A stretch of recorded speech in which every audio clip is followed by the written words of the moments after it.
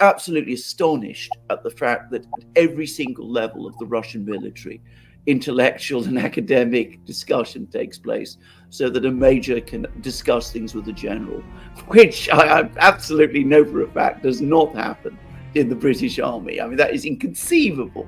And that, that there is this constant intellectual activity and discussion going on, which we certainly don't do. But let's turn to Ukraine, because again, I think a lot of things reading your book began to become clear to me, because you make at an early point of the book, again, the fact that Western war is both very territorial oriented and also, as you said, very tactical oriented. And that starts to explain many of the things about the war that I just have not understood from the Ukrainian side.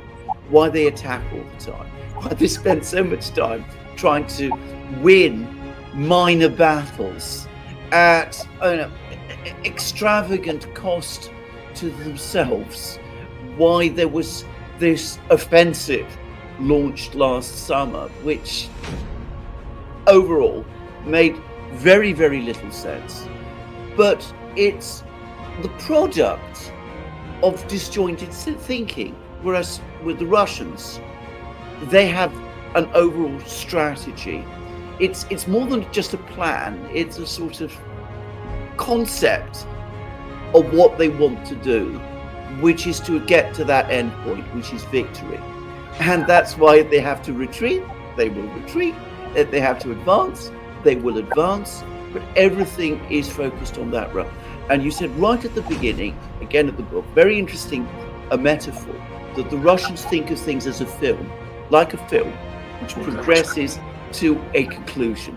Whereas we segment everything into still photo shots.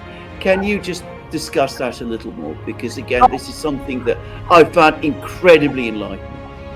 Absolutely, and I think you pointed out the real essence of this book, basically, because the problem, what I see, and not just in the military way of conducting this war, but also in the political activities at large, basically, what we see in Europe right now, is the absence of strategies and the absence of objectives. We do things, but we don't really know why.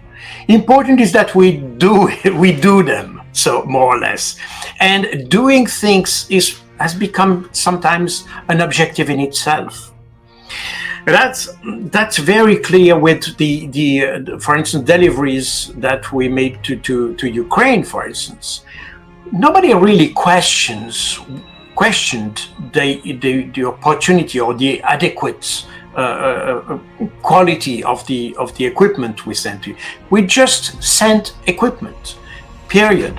So this is typical, I think, of our current leadership to drive things without an objective, without strategic objectives.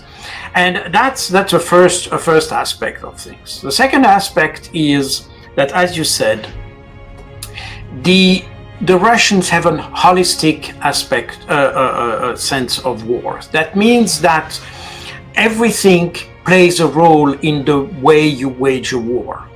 Economy, the military, everything, the society, everything. And when you just explained the issue of military, the equipment, for instance, or the arms production, the Soviet Union had, obviously, state-owned enterprise. As Soviet Union changed to Russia, they kept that system. The military production capabilities remained at state level, meaning that they are not profit-oriented, they are objective-oriented, which is a fundamental difference with the Western way of understanding the armaments production, because everything is privatized, meaning that basically producing weapons is the same as producing shoes. you try to make a profit of them. So and that's the reason why it's so hard now to have this acceleration or to speed up production of ammunition for Ukraine, for instance, because you don't create a company just for a few months production, you know. So you cannot double your production just for a few months simply because it's not profitable. So and on the other side, the Russians don't have this problem because they have the capacities. Even if the capacities, let's say, sleeping for a couple of years, today they can waken these capacities and produce things. So because it's not profit oriented, and that's what we had during the Cold War, basically. I mean, you had factories that were basically state-owned, and so there were no question of profit in that sense, in the commercial sense of the word. As a result, we could develop armies that were substantial, that were big armies, big capacities, and so on. So this is one aspect. Now,